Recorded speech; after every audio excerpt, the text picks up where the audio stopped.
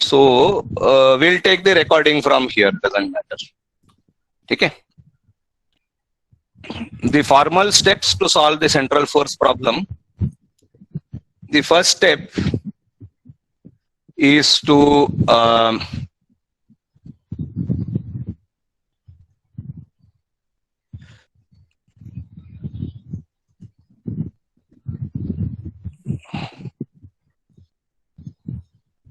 substitute the functional form of V of R in the R dot equation. The second step is, of course, to integrate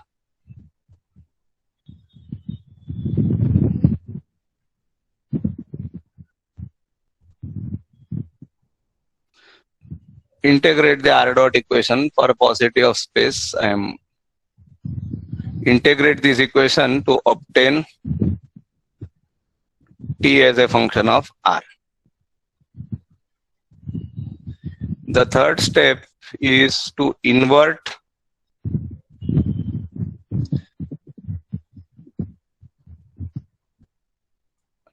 and you will get R as a function of time. Then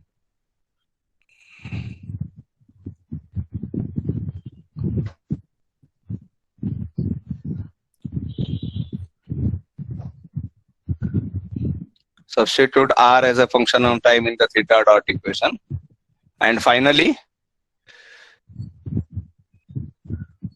integrate that equation to obtain theta as a function of time. These are the basic steps, and these steps are always possible to do, at least in principle. Okay? And what do you obtain? Basically obtain R as a function of time and theta as a function of time, which is the meaning of the word formal solution. In principle, this is the solution. Now, where are the places where you can get stuck while doing this? Can anyone try to point out where all there are places where you may not be able to proceed? One of them we have already seen, when you integrate T as a function of R. What are the others? Third point, that when you have a function as a function of some variable, it is not always possible to invert. Here the function will be well behaved and single valued, etc. All these things are of course there. Nevertheless, it might be that there is no simple way to do it. One can then try to obtain numerical values and invert, try to invert through some method, but it may not be always possible. Okay, good. Anywhere else where you could get stuck?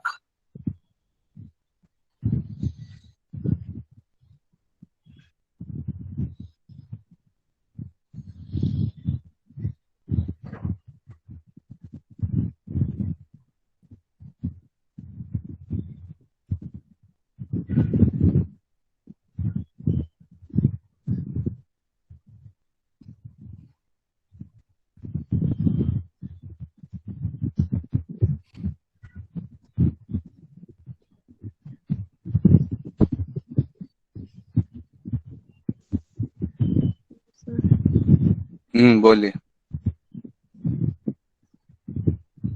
No sir, third point पे problem. Anyone else? Sir potential का equation substitute करना पड़ेगा ना starting में? नहीं करेंगे तो कैसे चलेगा बताइए. सर मतलब डिफरेंट सिस्टम के लिए डिफरेंट रहेगा, वैसे हम लोग को सब्स्टिट्यूशन करना रहेगा प्रॉब्लम के अकॉर्डिंग ना. बराबर है. Okay. Yes.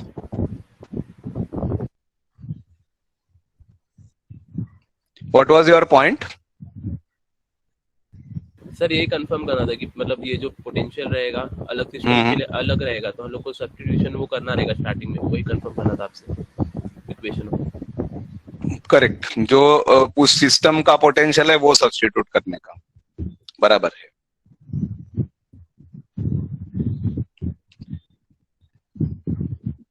There is one more point where you can get. बोलिए. Sir theta of T equation मध्ये तुम्ही लिमिट 0 to t घेतली ना. हो. बरोबर. Okay sir. What was your point? You just wanted to confirm that is t, huh? Yes, there is sir. there is a t here. Yes, theta is completely function of time, so we are just integrating it with respect to time. The limits of integration are in order to specify the constant of integration. The constant of integration will be basically the integration of the left hand side will be integral theta 0 to current value of theta.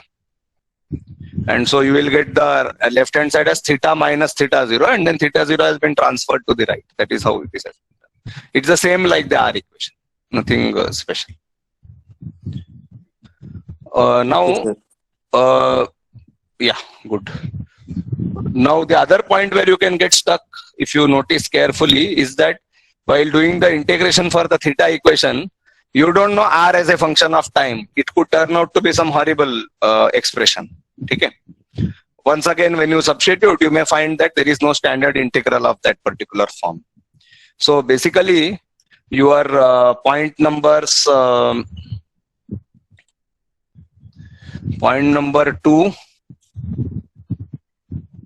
whether you will be able to integrate after substituting V of R is a question mark.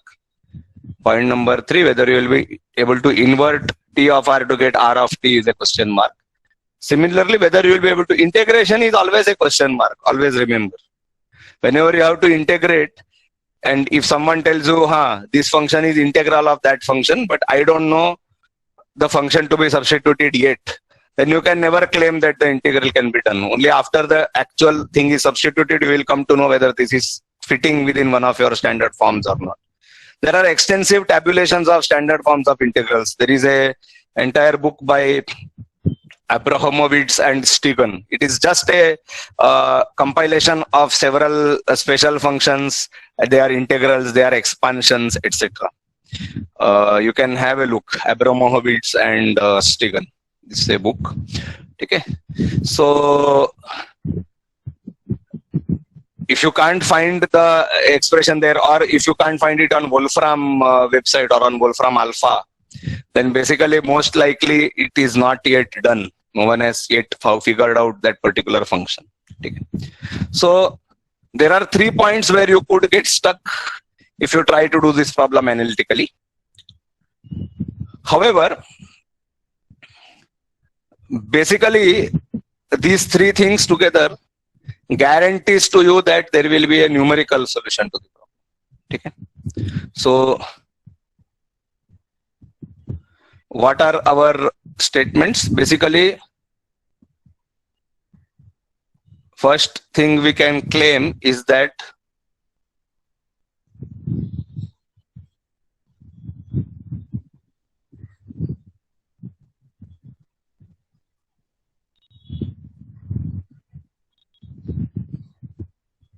I am making a statement here.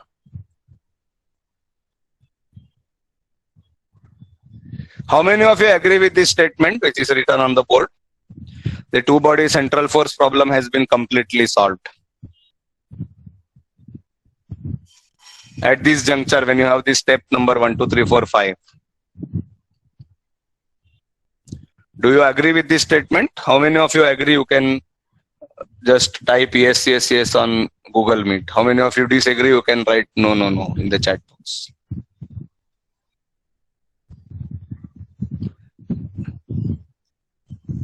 I'll wait for at least a few votes to come in.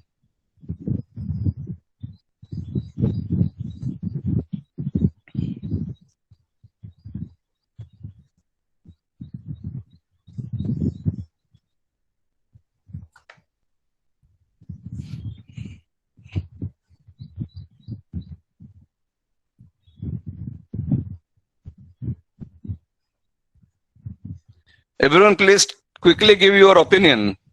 This is your opinion which is being asked. There's nothing to do with physics.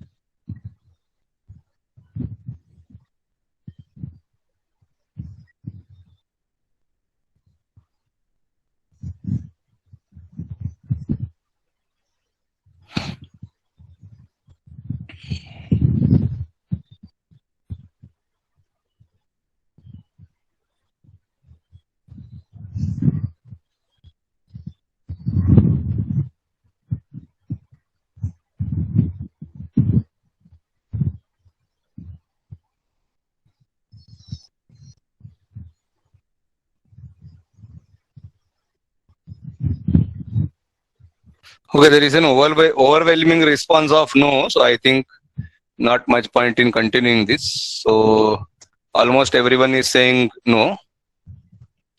One more no, very good. Another no, excellent. So the answers to this particular poll,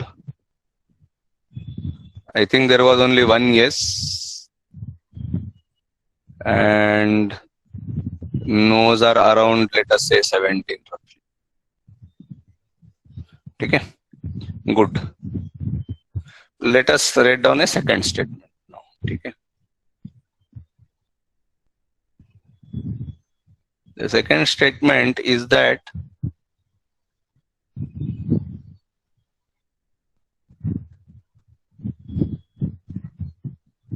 you can numerically obtain a solution anytime using this kind of information. Whatever we already got, that you have to perform these integrations, you have to invert this function, etc., etc. How many of you agree with this second statement? That once you have written down the formalism to this extent, you have a guaranteed numerical solution.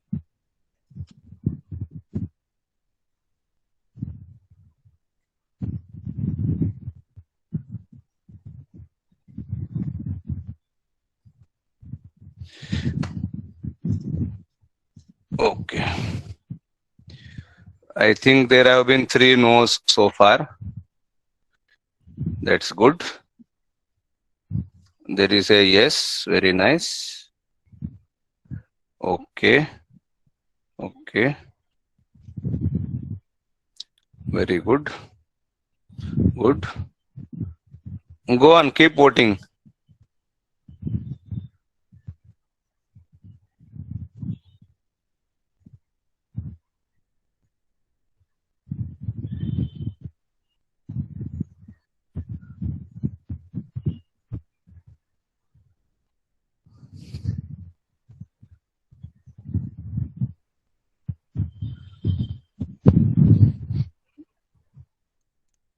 I am not sure I am managing to capture everyone's vote, but at least we are getting a clear representation of what is going on. There are around 14 yeses and 7 no's, so I think we'll take it with that. So now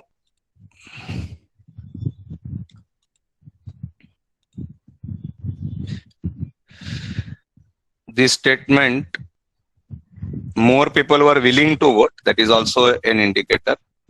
There are 14 yeses and 7 no's, roughly. And we are not particular. I mean, this is roughly means 2/3 of the people feel that the numerical solution is guaranteed. Now, let me tell you my answer to both these questions. According to me, both the statements are the same thing. Okay. Just because you don't have an analytical solution does not mean that the problem is not solved. Analytical solution being available or not is a mathematician's problem. Okay. If physicists were worried about every little bit of mathematics, then we wouldn't invent things like the Dirac delta function and so on, which are mathematically ill-behaved. Square well potential in quantum mechanics, okay, hard sphere potential. All these things are not conventional functions, in a mathematical sense. And many of the things which we accept so-called mathematically as physicists, mathematicians would have a lot of trouble digesting the same thing. Okay. All this boils down to a fact that physics is not mathematics. Physics is trying to find an explanation for what is happening in nature.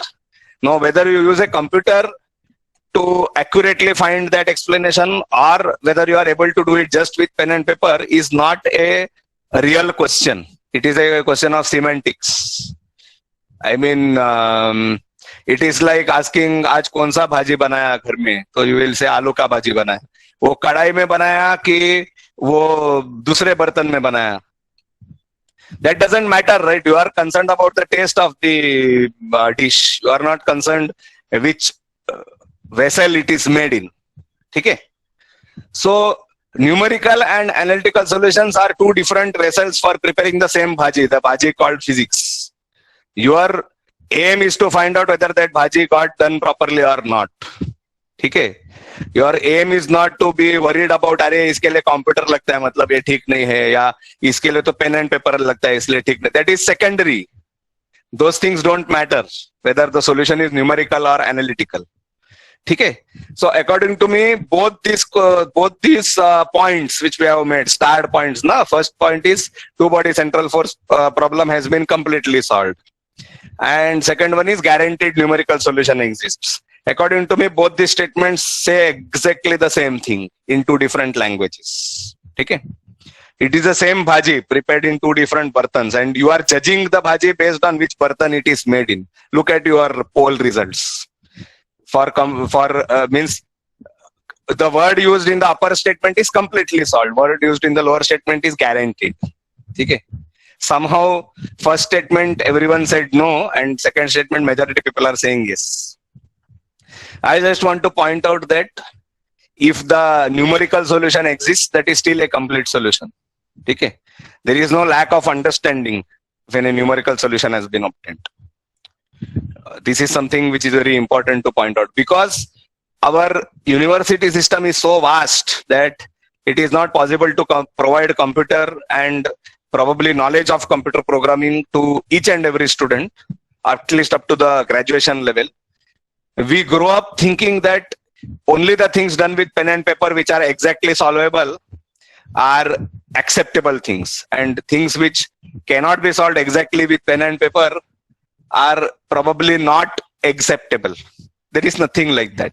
That is a conditioning which our mind has undergone.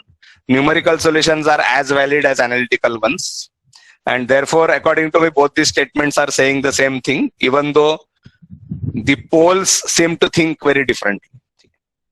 Just wanted to bring out that particular point. Of course, the question marks in the left-hand side column in orange color, these indicate the places where you would get stuck if you, or you could get stuck if you don't have a tractable analytical problem. But numerically, this can always be solved. How many of you have seen the movie Martian? Please give a raise of hand on Google Meet. Martian. So at least a few hands are there, more hands are there. Good. So I am seeing something like maybe 7 or 8 hands. The rest of you, please watch 2 movies you should watch. One is Martian and one is Interstellar. Okay. So now everyone is lowering their hand, so that is fine. But I think at the maximum some 10 people had raised the hand. Okay. So those who have watched the movie Martian, you must have seen that, you know the story, right? This guy gets stuck on Mars because he got left behind, and then there is one guy sitting on a computer in NASA who figures out that it is easier to send back the rocket which is coming back rather than make them land and send food later on to this guy. Okay, there are 2 plans. Plan A is we will send the guy food and then we'll pick him up later. Second thing is the rocket which is coming back from Mars, send it back to Mars again and pick up that guy, and then they will come back all together. So that guy figures out that it is easier to do that plan B. He puts something on his computer, goes to sleep. When he wakes up, the computer has run the simulation and shows that this is possible to do. That numerical simulation which that guy does is nothing but uses these equations. Okay? Of course, there it is a 3-body problem, so it is more complicated, but it is essentially using this kind of thing on a computer. So numerically, this solution is always possible. Analytically, there are troubles, which is fair enough, but numerically, it's always possible. Just wanted to point that out. Is everything clear so far? Any questions at this point? Please ask. Otherwise, we'll move further.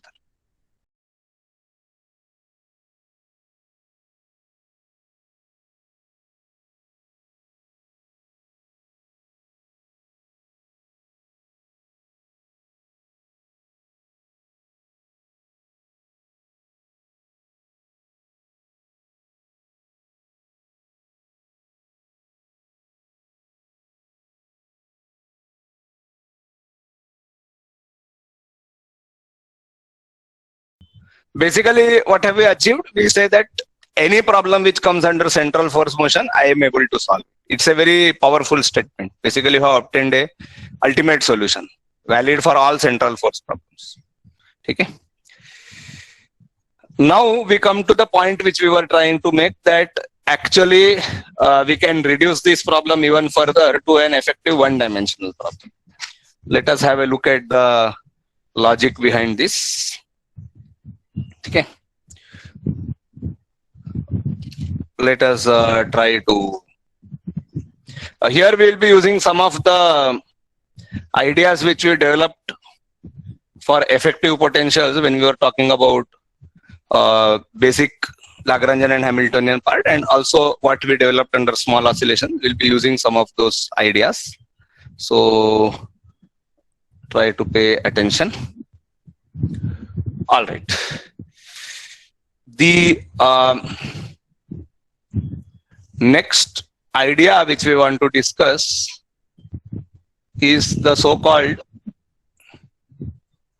effective radial problem.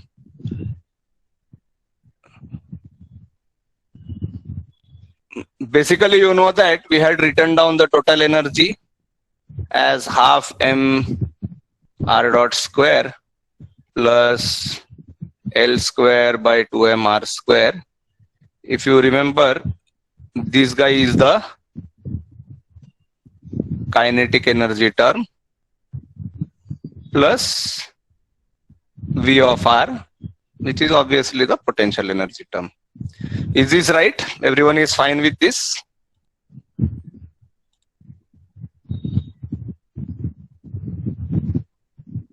Yes? Yes, sir. Yes, sir. Now, if you look at, there are three terms and there is one term which contains r dot. And as we have done earlier for some problems, I can say that this is some kind of effective kinetic energy term, which is a function of r dot.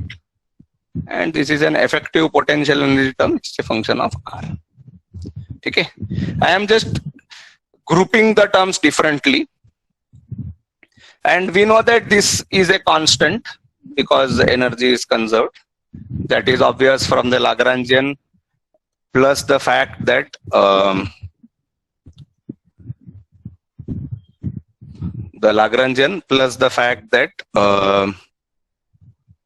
just a moment. All right. Plus the fact that the Hamiltonian is equal to the total energy.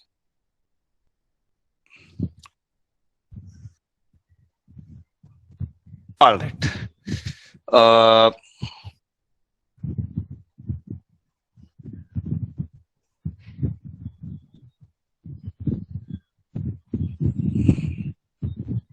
Once we know that the addition of these two terms is constant, what else can we comment? When we look at the effective kinetic energy term, it is half m r dot square. Can this term be negative or is it always positive? What is your opinion?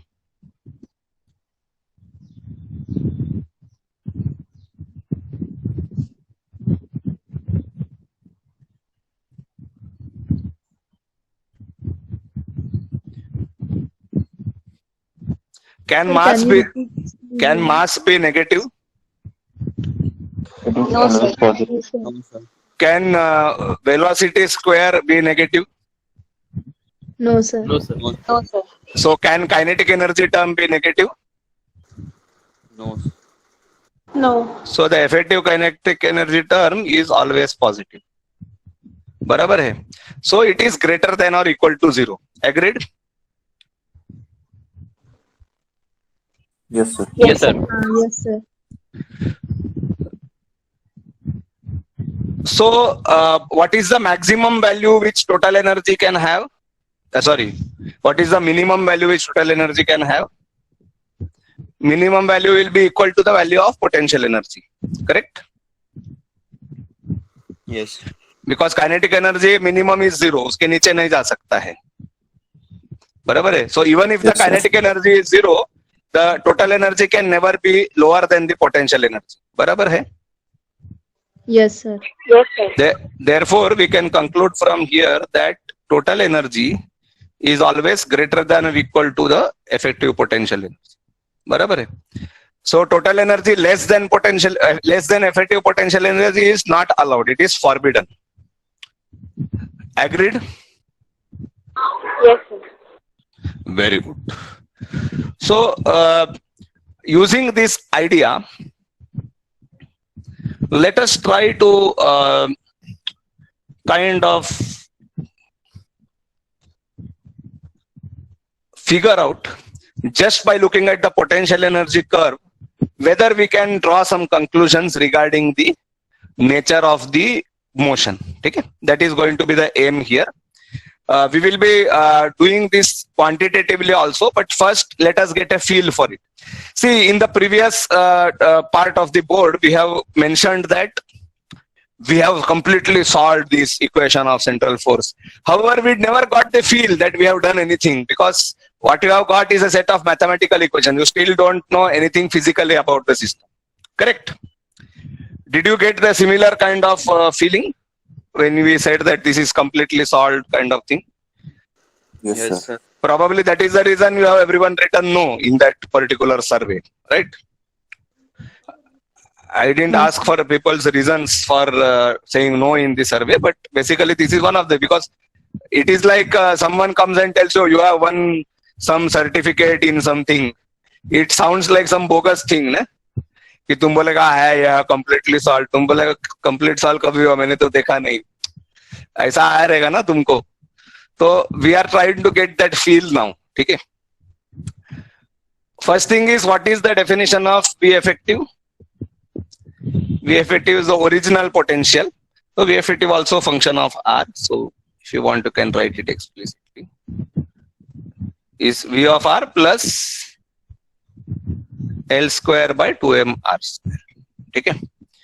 This term L square by 2m R square is often called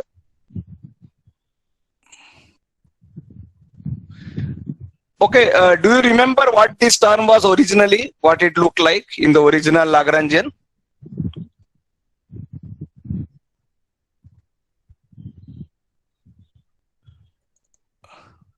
If you look back, this was of the form, or if you remember the equation of motion, force term related to this was of the form mr theta dot square or m omega square r with a positive sign.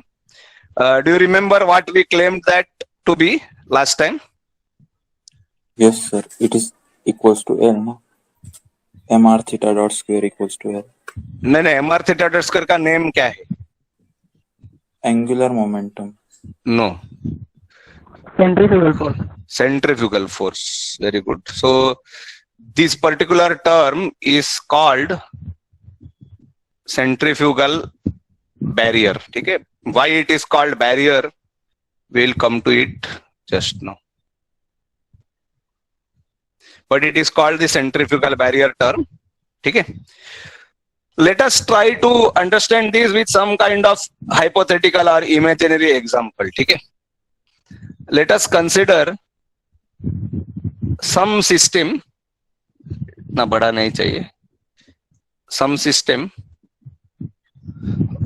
ठीक है, whose potential energy curve we are drawing, V effective of R. Okay? And let us say that this V effective is something like this.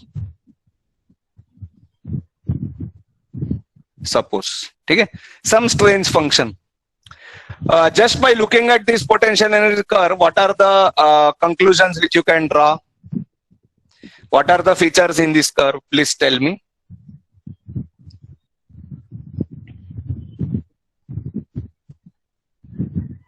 There are two minima and one maxima. Excellent. Let us start from there. These 2 points are minima. This point is a maximum. Everyone agrees? Yes, sir. What is the nature of motion near these points? We have already seen under small oscillation.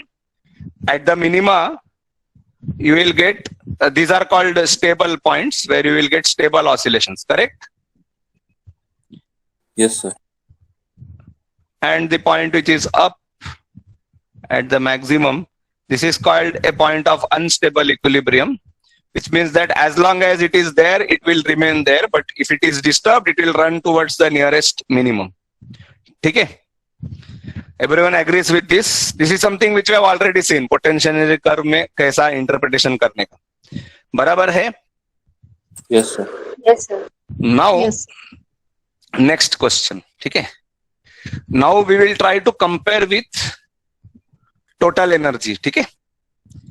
So, what all regions the total energy cannot be there? If you are asked to mark that region, which region will you mark? Total energy has to be greater than or equal to be effective. बराबर है? Which means basically your potential energy curve divides the entire region into two regions. One is allowed region and one is forbidden region. Okay? Forbidden region will be the one which lies below the potential energy curve. बराबर है? Because total energy can never be below the potential energy. Agreed?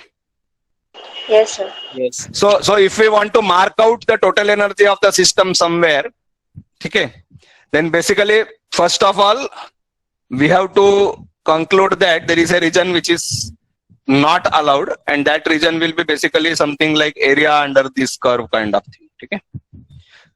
I'll come to this in a moment, what exactly we mean by this. But everyone agrees that in some way this particular red shaded region is kind of forbidden. Yes, sir. Yes. For those to whom this part is not clear, don't worry about it. It is slightly vague. We will make it more clear in a moment. Forbidden region. Okay. Now let us try to see, suppose I have a system whose energy is having this particular value. Call it E1, let us say. If the energy is E1, then where is the allowed region for this energy E1?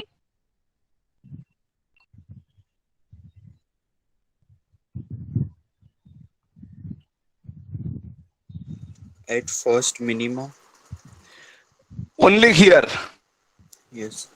Nowhere else it can go, because with that value, मतलब वो कैसा है ना, तुम्हारे पास कितना पैसा है तो तुम क्या क्या खरीद सकते हो. It is that kind of thing. You have only this much energy, then I can give you only this position in space. I cannot give you anything else. Does this make sense? If the energy is even, then only the value R1 is allowed. R cannot take any other value. Agreeing or not agreeing or not clear? बोलो. Sir फिर से Agree, sir. बताओ. If the energy is even, then R can have only the value R1. No other value of R is allowed. Yes, sir. It is not allowed because if you go anywhere else with that much energy, all those regions are forbidden to you. You are not allowed there. While marking the forbidden region, you are okay. Na? Now you have to agree with this. Just joking, but you got the idea. Na? Okay? हाँ sir. So if the energy is so low as even, then only R1 is the possible value of R. Okay? Okay? Yes. Yes, sir. So what do you conclude from this? That at these stable points or minima, basically you will get circular orbits. How did you conclude circular orbit? See, R is constant means what? R is constant. Theta के बारे में हमने कुछ नहीं बोला. ठीक है? Theta will keep changing, but R will remain constant. Theta will change according to its angular momentum and so on. ठीक है? But R is constant. So what do you call a motion where radius remains constant but the particle keeps moving at different angles? Circular motion. बराबर है? Sir. Yes. हाँ जी, बोलिए. Sir, here R is particularly taken as a radius vector or radius only.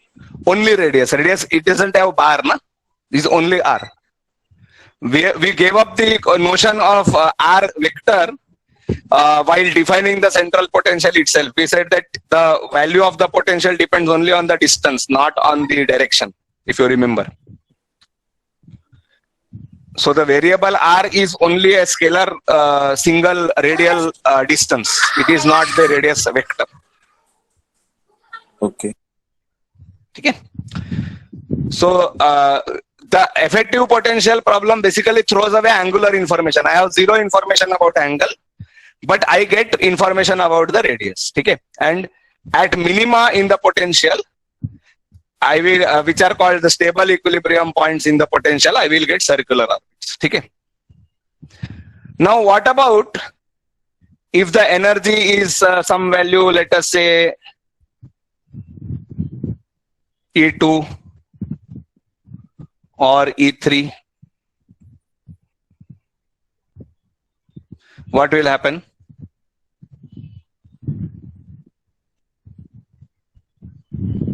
बोलो Akshay. Sir तुम्ही अजून केलंय का की आपलं जे सर्क्युलर ऑर्बिटचं ओरिजिन आहे ते 0 आहे, म्हणजे आपण कसं अज्युम केलंय की तुम्ही कसं सर्क्युलर ऑर्बिट स्पेस मध्ये ड्रॉ करताय? रेडियस कॉन्स्टंट आहे ना त्याचा. Radius is always measured from some point origin. ठीक आहे. जर आणि त्याची व्हॅल्यू कॉन्स्टंट आहे. ओके, जर आपण ओरिजिन पासून घेत असेल तर ठीक आहे, रेडियस ओरिजिन पासूनच आहे ना. आर चा मेजरमेंटच ओरिजिन पासूनच आहे. जर R is the distance measured from the origin.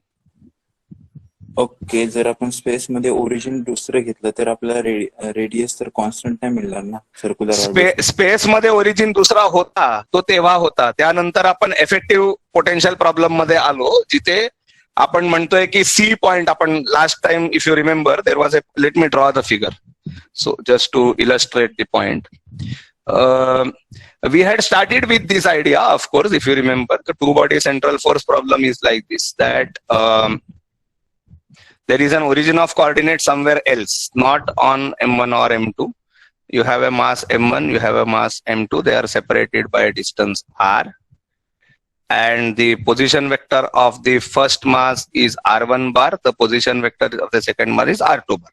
This is what you are talking about, right? Yes, sir. Then we map this to an effective potential problem, effective one-body problem, equivalent one-body problem, in which I basically say that there is a single mass mu at a certain distance from a point C at a distance R, and having a position vector R bar. So this R bar is measured from this point. This point is the origin, and R, the modulus of R bar, okay, is the distance from this point. And the potential energy also depends on the distance from this point. So for this particular problem, this point is acting as the origin of coordinates. Okay, sir. Okay. Clear. After that, you are not bothered about the original problem. You have already given that up for a simplified problem, and you have accepted that simplified problem as you are. वो बोलते हैं ना, मेरी दुनिया अब यही है. You have come to that part. Now don't say मगर वो दुनिया में मैं वैसा देखा था, वो नहीं जाने का. ठीक है. Basically, this is a mathematical simplification. You said this is simpler for me mathematically. Let me do this one. Then when the time comes, I can always say, but there were actually two masses and their position, and then you can now talk about using the capital R bar. You can come back to the original origin also. You can do all those things later. बराबर है. Right now for the effective problem, I am talking about distance from this particular point. So this is my origin right now. And this mu particle, the effective particle, moves with respect to this C point at a constant radius. That is what this part of the thing says. Is this okay now? Fine? Yes, sir. Sir Sorry. Yes, बोलिए. Sir हे जे circular orbit असणार ते फक्त first minima साठी असणार ना, second minimum साठी तर त्याला दुसरे पण आर अवेलेबल असणार ना? हो, very good point. I was coming to that. Excellent, very good point. खरं आहे की सेकंड जे एनर्जी ड्रॉ केलेली इथे, त्याला ह्या पॉइंटच्या व्यतिरिक्त हे रिजन पण मिळतं अलाउड मध्ये. Yes. at E2, let us come to this point. Thank you. Good point. Apart from this point, you also have this. But in between, what is there? Forbidden. Forbidden region. So at E2, if you specify the energy E2 and specify this particular effective potential energy, then you have to also say the starting point. What was the original R0, initial point? If R0 was equal to this particular R2, let us say, let me draw this way. If this was equal to R2, then it will always remain at R2. But if the initial position of R is, let me take a different color. This is nice to have so many colors. In class, I used to use different colored chalk, so it is good to have that same feature here also. Okay. Let me call these as RA and RP. Is that okay? So if the initial value of R at energy E2 was somewhere between RA and RP, then R will keep oscillating between RA and RP. Okay? But if the initial value of R at energy E2 was near R2, then it will remain in a circular orbit of radius R2. Did this make sense, what I said? Yes. Can you repeat it once more? Definitely, I'll do that. Suppose I tell you that this is the effective potential energy curve. You said, okay. Then I say the energy is E2. You said, okay. Now I ask you the question, what will be the nature of the orbit? What will be the radius of the orbit? Your answer should be, first tell me what was the starting point? Where did you initiate the motion? What was the initial value of R? You will wait for my answer. If my answer is the initial value of R was R2, then you will say, if the initial value of R was R2, then it will always remain at R2. Because it cannot go anywhere else. Both the sides are forbidden to it. Okay so far? Yes, sir. Yes. But if my answer to your question, what was your question? Tell me the initial position of R. Barabar hai? If my answer was initial value of R was, let us say, somewhere between RA and RB. Suppose I give you that answer. Then you will say, if it was between RA and RB, then what is the allowed region near that? It is between RA and RB. Barabar hai? हाँ sir. At energy E2, in this vicinity, what is the allowed region? It stretches from RA to RB. Agreed? Yes, sir. Yes sir. Then your answer to my question would be, therefore, the radius remains between RA and RB or oscillates between RA and RB. Oscillates because we know whenever it is in a potential well, the value of the coordinate will keep oscillating. This is our knowledge of small oscillations automatically kicking in over here. Everyone is agreed with this? Yes, sir. Yes. In principle, at least as far as the radius part is concerned. We'll come to discuss the angular part now. Okay? Radius part, everyone okay? Yes. Yes sir. Very good. Yes sir. Now, let me talk about the angular part. Let us have this discussion in detail. Okay? First, let us take energy E2 only. Okay, sorry. First, let us take, if E is equal to E1, what will happen? This is the center, and the particle simply follows a orbit which has a radius of R1. Everyone agrees? Circular orbit of radius R1 if energy is equal to E1. Yes? Yes, sir. Yes, sir. Yes, sir. Now, if energy is equal to E2, then two cases arise. One case is R0, that is initial R is equal to R2. Okay? In that case, what will happen? Circular orbit. He will follow a circular orbit whose radius is R2. The second case for E is equal to E2, which was pointed out by you guys, which is very good. This is basically if the initial value is between RA and RB. I think RB is the smaller one in the diagram. So this RB less than or equal to. Okay, this is the other case. Now everywhere else is forbidden. Remember that. You can see na, if energy is equal to E2, then allowed kya hai? Between RA and RB, otherwise at R2. Everything else is everything else is forbidden. Very good. तुम लोग यार school के बच्चों की तरह बोलना पड़ता है. This is the origin. Now what is the radial behavior? It oscillates between RA and RB. That is what we said, na? Correct? How do you interpret that? There are several ways. Let me show you one way. Okay? This could be the orbit.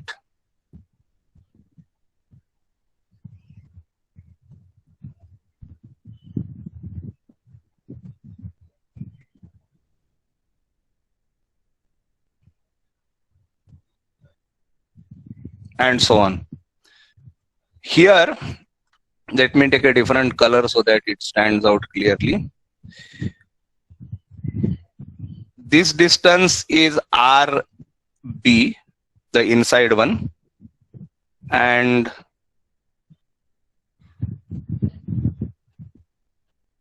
this distance is RA.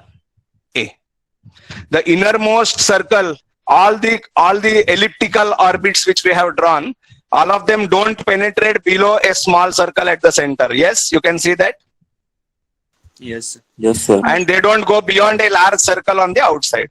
You can see that also, right? Yes. Those two radii are RA and RB. However, this is not the only possibility. Just to give you an idea, another possibility is there, that we don't know this without solving the equations of motion. Okay? We don't know what nature of orbit will be there without solving the equation of motion. All we know is that the orbit is between two radii RA and RB. Just to give you an illustration, a second possibility exists. This could be the motion.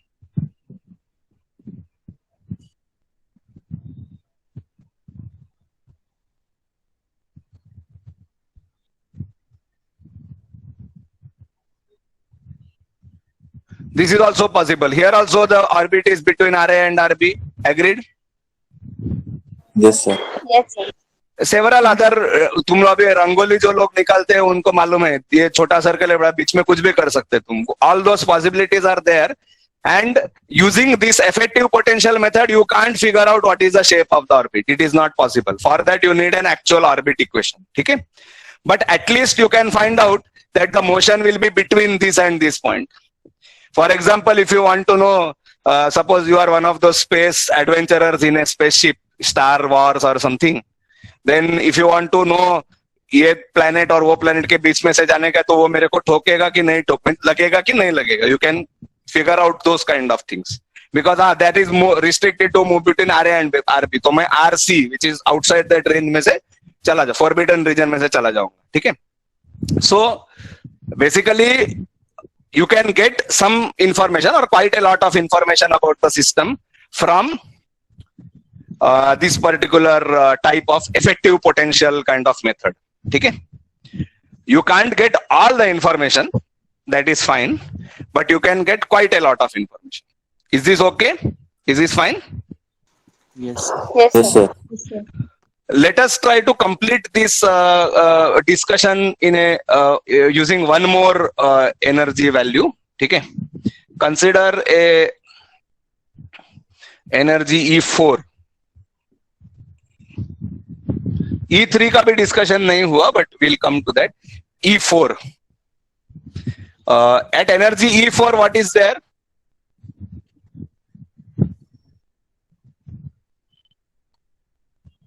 Forbidden up to certain radius. Let us call it RC. Beyond that, what is there? Allowed till infinity. बराबर है? Yes. हाँ sir. So what kind of orbit does this denote?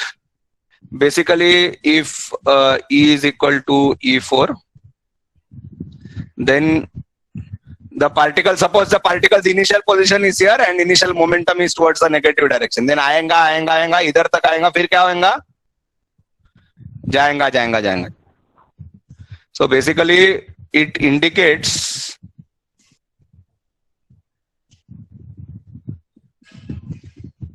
what you call a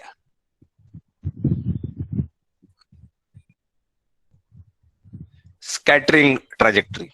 Okay? It just comes, gets scattered away and goes somewhere else. Angular part we can't find out using this particular method, but we do know that the nature of the orbit will be of scattering type because there is nothing to bound the orbit. These orbits are called circular for obvious reasons, which are at the stable and unstable points only. The orbit here is called a bounded or bound state orbit. And you have another type of orbit called scattering orbits. So 3 types of orbits are possible for any effective central potential. One is stable circular orbit or unstable and circular orbit basically. Second is bounded orbit and third is scattering orbit. And the point E3 which you have has 3 cases. One possibility is it is at this point, then it follows a circular orbit. If you perturb it slightly towards the inside, then it oscillates between this point and this point. So it will be in a bound state orbit. Okay? If you push it slightly to the outside, what will happen? It will gradually keep moving away and never come back. It is unbounded on this side. So this unstable point can have this particular case of unstable point. It can have either a stable orbit or a circular orbit or an unstable orbit, depending on whether it is left unperturbed or whether it is perturbed slightly towards the inner side or perturbed slightly towards the outer side. Was that part okay? Is it clear? Is it fine? Yes, sir. Sir एक बार वापस explain कर तो last part E3 का. At E3 energy, if the initial value of R is equal to, let us call it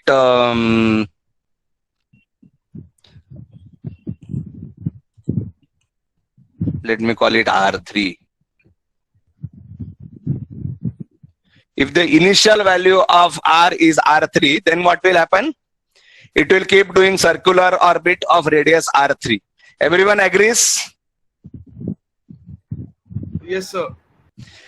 But if the initial value of R is slightly on this side, or if it is orbiting at R3 and you manage to push it slightly this side, then what it will start doing?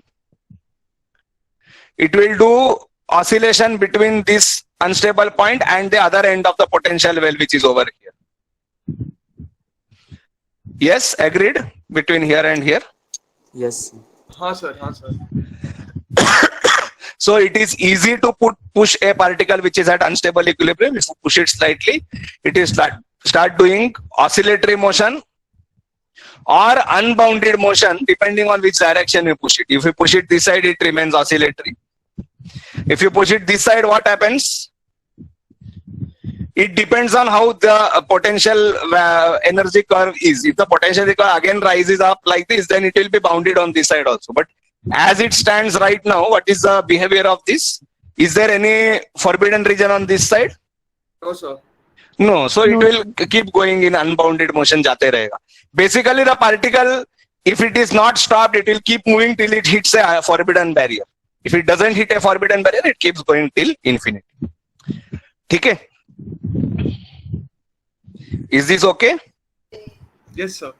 Yes, sir. Now, just for completion, let me just draw one more thing on this figure. I know this figure is already crowded, but I am going to do it anyway. Okay?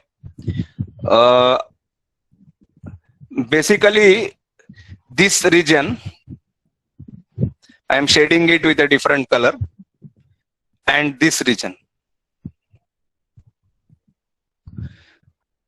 I have shaded them with yellow color and with things which are slanting towards the right.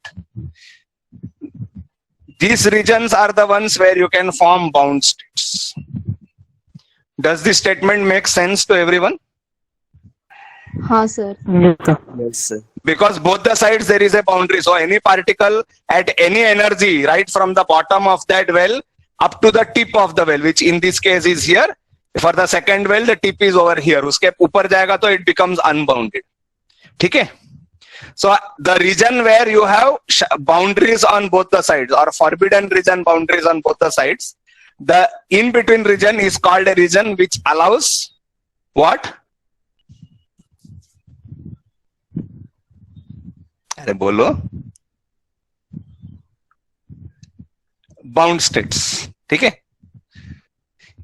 If both the sides the region is bounded, then only you call it a region of Bound states. maybe there was some issue network. ठीक है?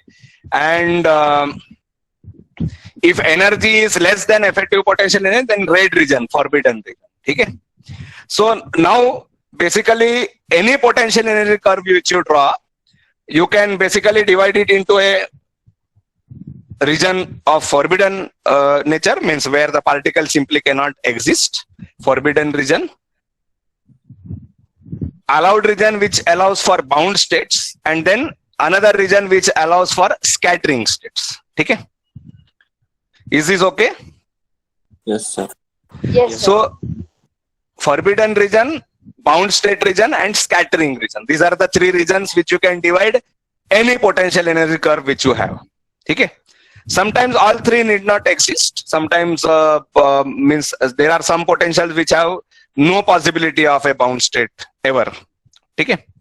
There are some other systems which have no possibility of a scattering state. All these possibilities are there. Okay?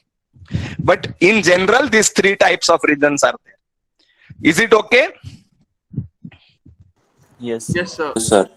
Just to complete this picture, let me just write down that this region is the scattering region. I am not sure this is visible. दिख रहा है क्या? हाँ sir. दिख Yes, रहा है. sir. Yes, sir. That just got deleted. I am so sorry. I don't know what happened. Okay. All right. So there is nothing to review, but I hope all of you have taken notes and you have understood clearly that there are three regions for any potential energy curve in principle, which basically is a forbidden region, a allowed region which contains bound states, which is bounded from both the sides, and scattering states, which is basically open on the outer side. Mane infinity side, it is not bounded. Is this okay? Is this fine? Yes? Yes, sir. Yes. Very good. Very good. Yes. So we still have half an hour left. Let us take a couple of examples and then we'll stop. Is that okay?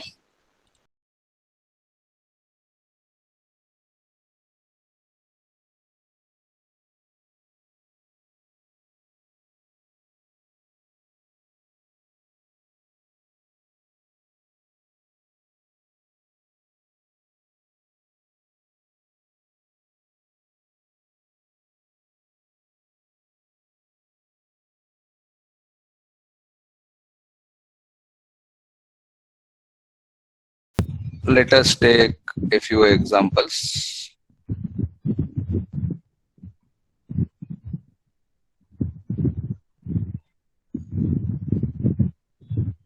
Let us take the most popular potential, the Coulomb potential. P is equal to minus K by R. Okay. What will be effective potential?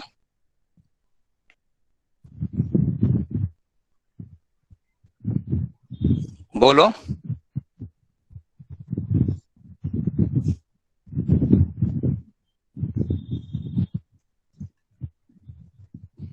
बोलो बोलो.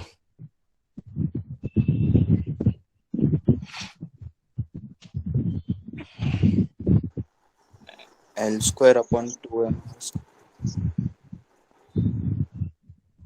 Let us try to sketch this potential. Okay.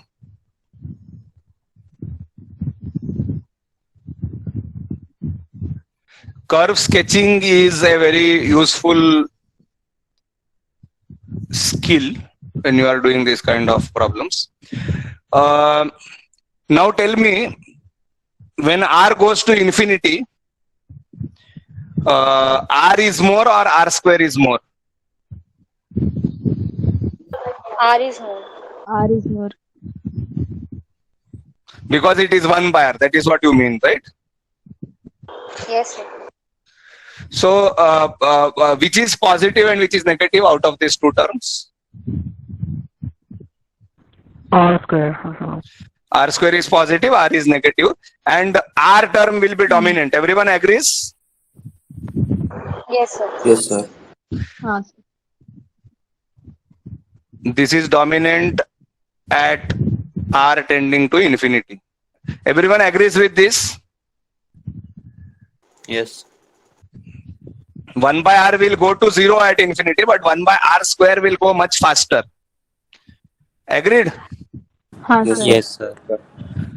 So basically, near infinity, what is the behavior? Basically moving towards 0 but negative. Agreed? Yes. Yes. मतलब kind of exponential जैसा दिखता है, basically inverse 1 by r type, but starting from negative side. Everyone agrees na with this? Yes, sir. Basically, if I extend it, basically this behavior is something like this. Maybe not exactly, but you get the picture, na? Let us draw this slightly better.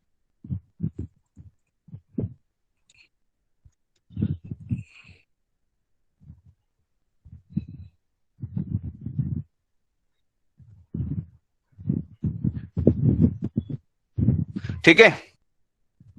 Something of that type. Okay. Now, what about at r tending to 0? Who will be dominant?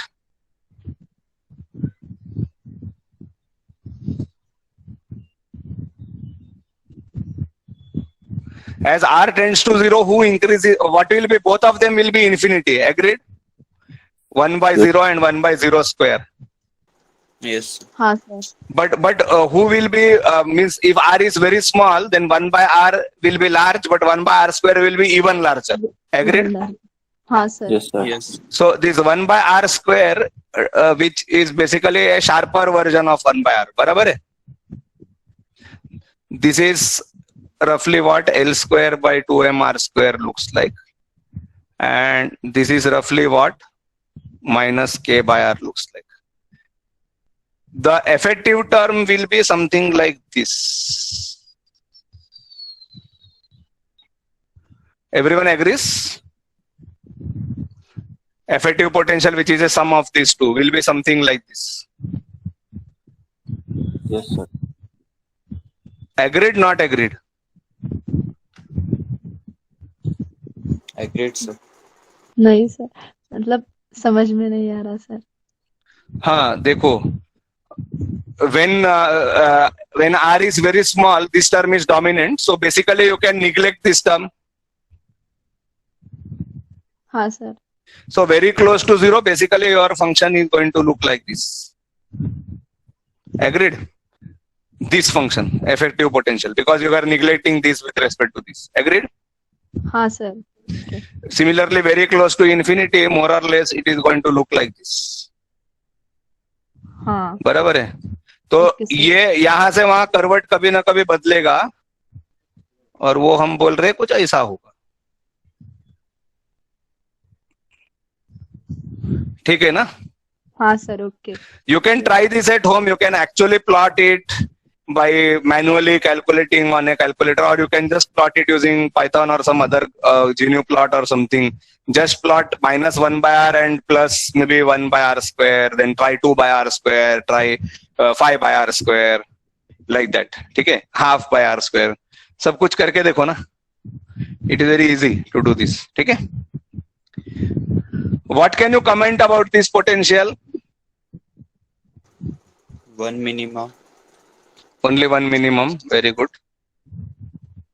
There will be 3 types of. Can you show where are the regions in this potential? Do it in your book. Forbidden region. बराबर है? Yes, sir. Bound state region.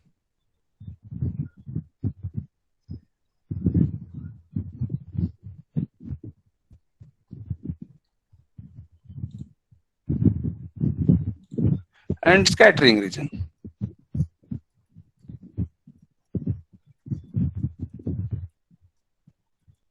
These are supposed to be dots, by the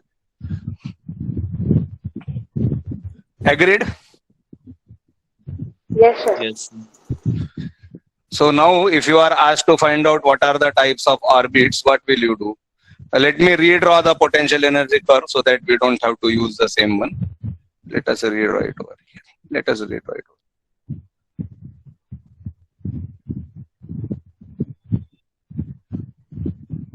Something like that, na?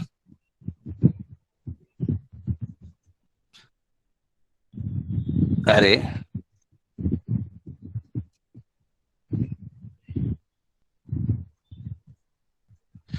What are the different energies you will consider?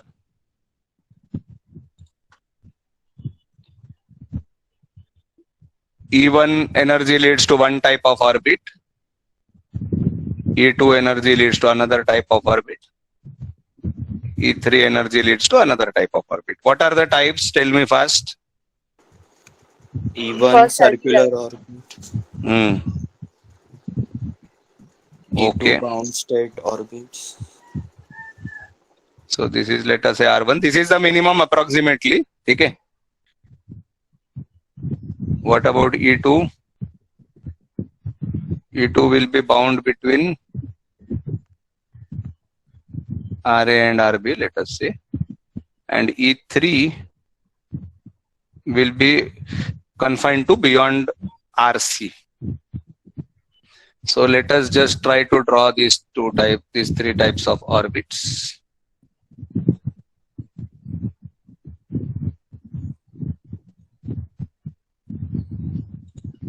So what type of system has this kind of potential? Can you tell me? Common example.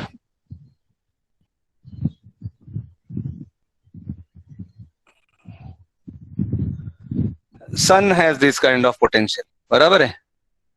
Gravitational attraction of the sun is proportional to 1 by R, ne? Yes, sir. Yes.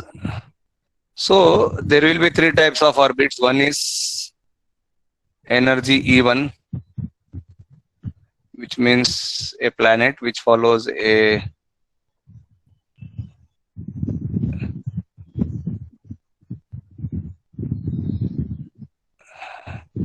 circular orbit. ठीक है? Radius of the orbit will be R1. बराबर है? Sir elliptical होता है ना orbit तो? आप condition ले रहे हो कि आप अपना पढ़ा पढ़ाया पुराना ज्ञान दे रहे हो? यहाँ पे कंडीशन क्या है E1 के लिए? R1 है. हाँ तो so all planets need not be at the minimum, na? Most of the planets would be slightly above the minimum, so they have elliptical orbits. It is fine, na? Yes, sir. It is just a hypothetical picture. Consider a second object which is initially at a radius RB, let us say. How does that guy move?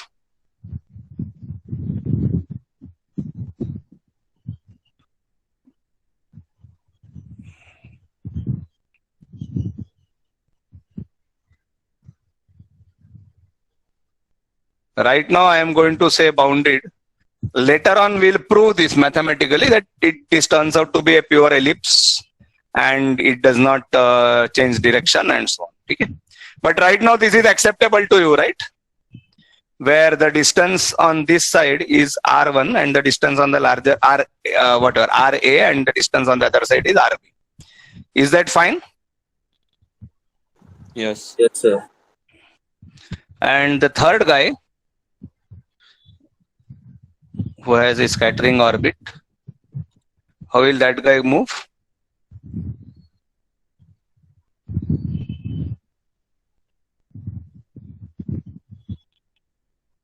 This is a trajectory, for example, which some comets, which are one-time comets, will follow, which are captured from very, very far in space by sun's gravitational field.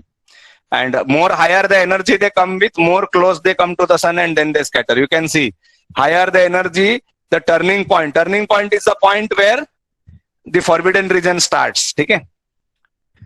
As you go for higher energy, that point comes closer and closer to the origin. You can see that, right?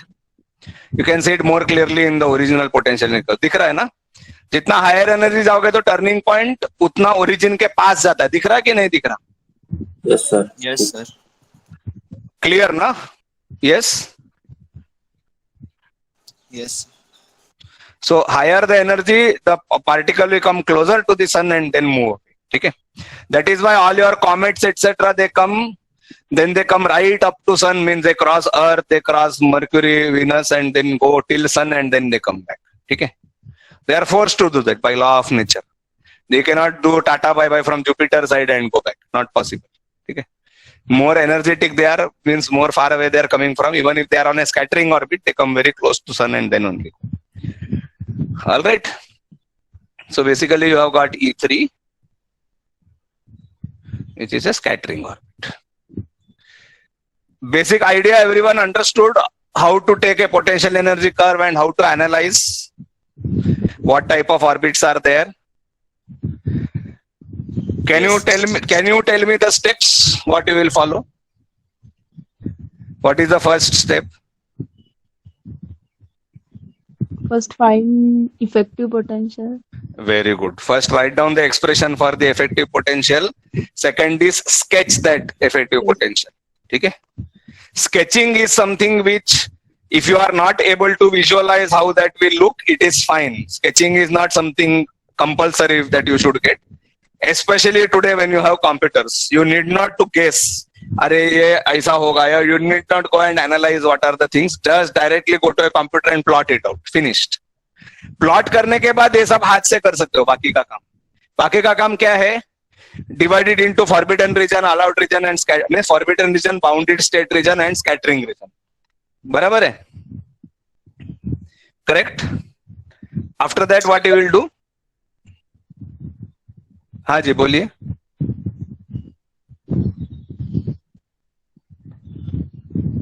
After that, you can try to see what are the means for a particular energy, what will be the radius of the bounded region and so on. All these things you can see. If you are doing this analysis for planets, then this constant K which you have over here, na, K by R.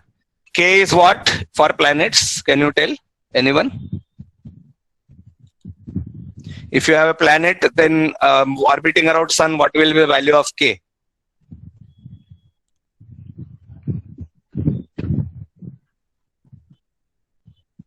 GMM. GMM. Where M1M. G is the Newton's case. Can you explain all the three terms? What is G? What is M? What is M? Gravitational constant G. M is the mass of first object and mass of second object. Correct. So mass of sun and mass of whatever astronomical object is there orbiting around the sun. Okay. So that mass of the object enters over there. So the curve which you draw for, let us say, Jupiter, and the curve which you draw for Earth will be different. Why? Because K value is different. K value contains mass of Earth or mass of Jupiter, whichever is working. Similarly, the centrifugal barrier term will also turn out to be that way. Now you can see why this is called centrifugal barrier. Why it is called centrifugal barrier? Because whatever you do, you can never reach right up to the sun. You can see that. Why there are so many objects moving around the sun, yet none of them falls into the sun. We had put this question earlier also in class, right? Why they don't fall into the sun?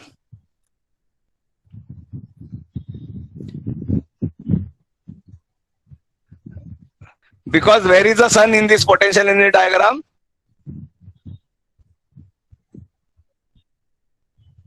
कौन से reason में है वो? Forbidden. Forbidden. तो नहीं जा सकता है उधर तक. ठीक है, कुछ भी करो नहीं जा सकते. Unless the object is moving along the direction towards the sun, then there is no angular momentum in that case. ठीक है, there is only radial momentum. In that case, it can fall inside. But otherwise, any object which starts its motion not directly towards the sun can never fall into the sun. ठीक है? Sir हाँ sir बोलिए. हाँ. अगर spirally तो वो move कर रहा है और जा रहा है तो Spirally or spiral orbit is not allowed, na? Even if it is allowed, the spiraling will stop at some r minimum and then start moving outwards again. According to this logic, na? okay, but So if it spirals, for example, let us take is an interesting thought exercise. Okay? If it is spiraling, then sorry. If it is spiraling, then basically it will do this. Okay? You are talking about this, na? yes sir. It will go to a minimum radius and start spiraling outward. This type of orbit doesn't exist for objects orbiting around sun. We will see this mathematically next time, that it has to be either a hyperbola or parabola or ellipse or circle. Okay? Conic section basically. But in principle, for some arbitrary type of potential, if the centrifugal barrier is present, then basically even spiraling will stop at a certain point and again the particle will start spiraling outwards. But never go beyond a minimum radius because there is a centrifugal barrier which prevents the particle from going. Basically at some stage, the centrifugal force becomes very, very high because as the particle comes closer and closer, its angular speed increases. Okay? In order to conserve angular momentum. You are getting this point? yes sir. Angular momentum is conserved, so अगर radius कम हो रहा है तो angular speed keeps on increasing and at some stage it becomes so high that the particle gets basically thrown out. The centrifugal force term dominates. So this centrifugal barrier basically represents the centrifugal force. It is the potential energy associated with the centrifugal force and it always prevents the particle from reaching the center of the force. It gets repelled earlier.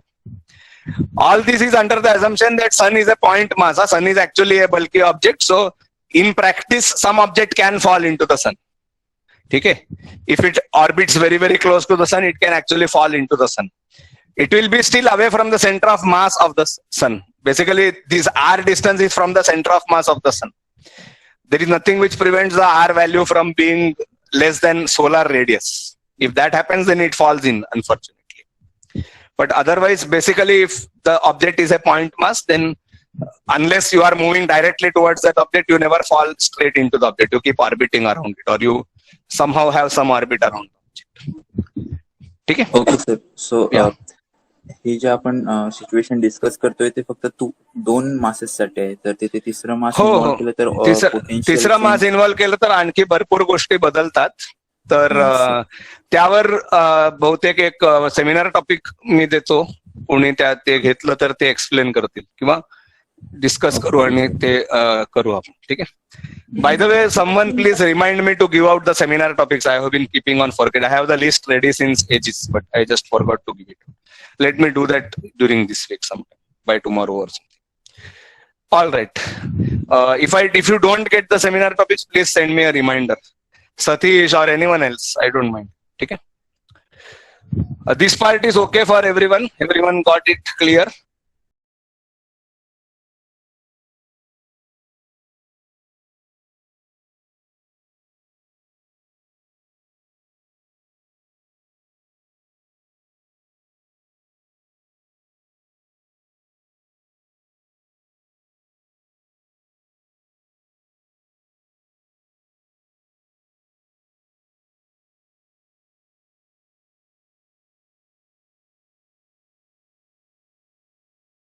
Let us take one more example. There are several such examples in the tutorial. So please mind that if you know how to do this, it will be definitely useful. The second example we will take is minus k by r cube, some kind of cubic potential, inverse cubic potential. What will be V effective? Bolo.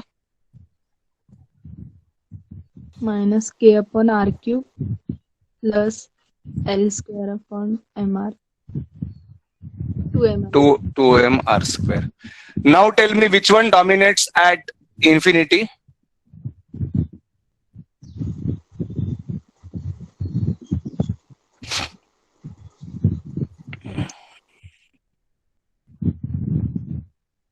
Positive term sir.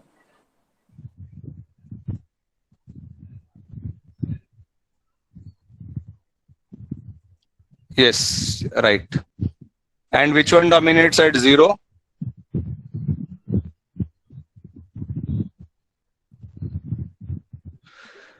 The negative term. Everyone agrees? Yes, sir.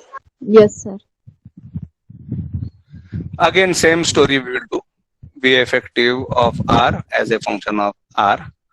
What is the centrifugal barrier looks like? The centrifugal barrier term looks something like this. This is the centrifugal barrier term, L square by 2mr square. And you have got a 1 by r cube term, which is much steeper than that. This is the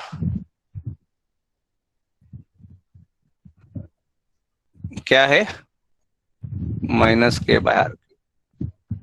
What will the effective potential look like? Can anyone say? Now, which one dominates at r tending to 0? This one. So, this one is the behavior at r tending to 0. Which one dominates at r equal to infinity? This one. ये दोनों को join करने का कैसा होगा? Kind of ulta of what we did earlier. Something like this, and then keeps going down, but never reaches 0. Is this okay? Fine. Yes, sir. Yes, sir. इसमें क्या क्या टाइप का रीजन है अभी बताओ?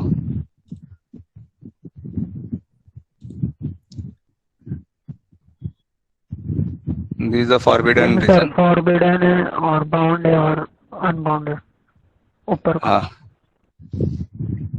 Now let me point out something interesting. Of course, as you said, there is a bound region. Then there is a region here which is basically bound only if radius is less than this value. Okay? For radius greater than that, the same region becomes a scattering region. बराबर है? This is nothing to do with classical mechanics. May rather this doesn't make a difference. This is all scattering region. No? Yes. हाँ sir. Yes.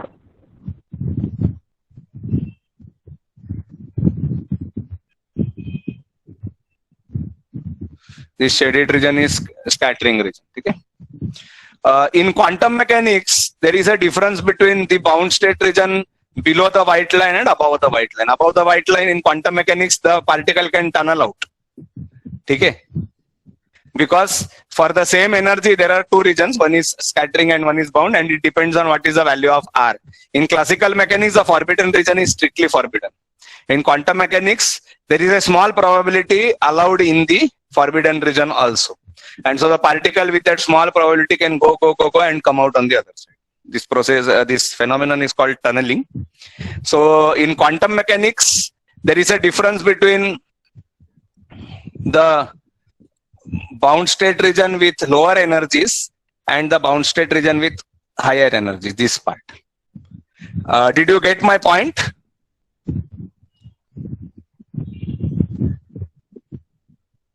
Sir आपने ये बोला ना कि r less than 0 का, वो फिर से बताओ ना. R less than 0 नहीं, R less than this particular point. हाँ sorry. When R is let us call this R0. ठीक है? If R is less than R0, then what you get? Bound region. बराबर है? This side 0 से कम R हो ही नहीं सकता. ये चीज ध्यान रखो. ठीक है? Don't worry about the bounding on the left hand side. जब अगर ग्रेटर होगा सर तो वो स्कैटरिंग में जाएगा क्या? Yes, because इधर सब अनबाउंड है ना, इधर R greater than 0 है और एनर्जी इससे कम है, तो स्कैटरिंग में जाता है ना. हाँ, okay sir. Because there is no boundary on the higher side. ठीक है? I just wanted to point out that quantum mechanically this region is different from the classical behavior. This double yellow shaded region. Okay. In this region, classically, if the radius was less than R0 to start with, then the particle is in a bound state. But quantum mechanically, if radius is less than R0 to start with, the particle is in a quasi-bound state. Mane it can always tunnel out and become a free particle. There is a small probability that it will tunnel out. This is just something which I wanted to point out. Your classical not classical, mane your classic alpha potential problem, it has a similar alpha potential. Alpha particle potential is basically square well plus Coulomb. So basically, if the alpha particle is here, then it will keep bouncing from this wall, but there is a small probability that it will tunnel out and come out. That is how alpha particle emission takes place. This is probably one of the potentials in the problem set in the tutorial, so you can have a look at that time. What type of orbits do you expect?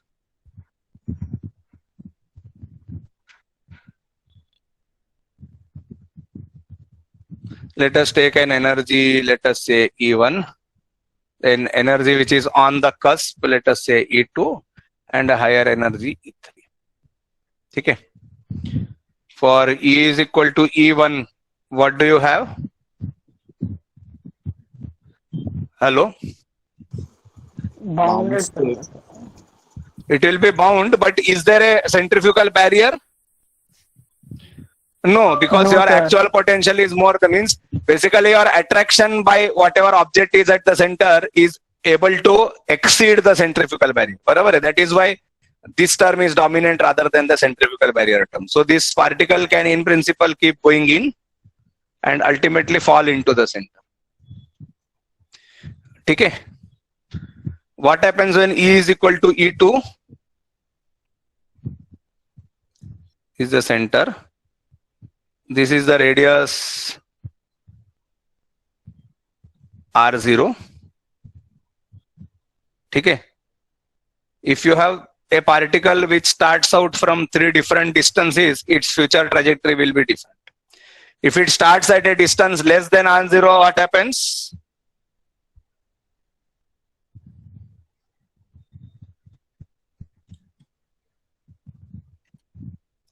It starts at less than R0. Oops. I think again this got nahi bach gaya.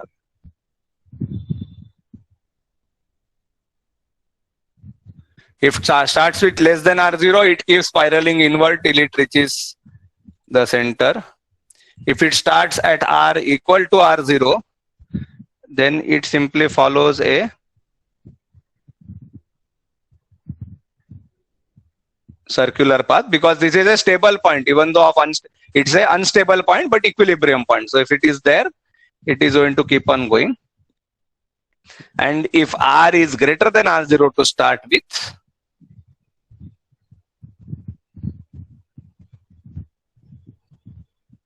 the particle keeps moving outwards and never comes back. Is this okay? Yes. All 3 cases are clear? For E2 this is. Yes.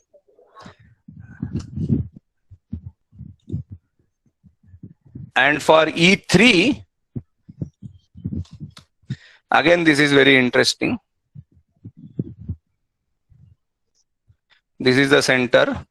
The particle starts from here. It depends on whether it has initial momentum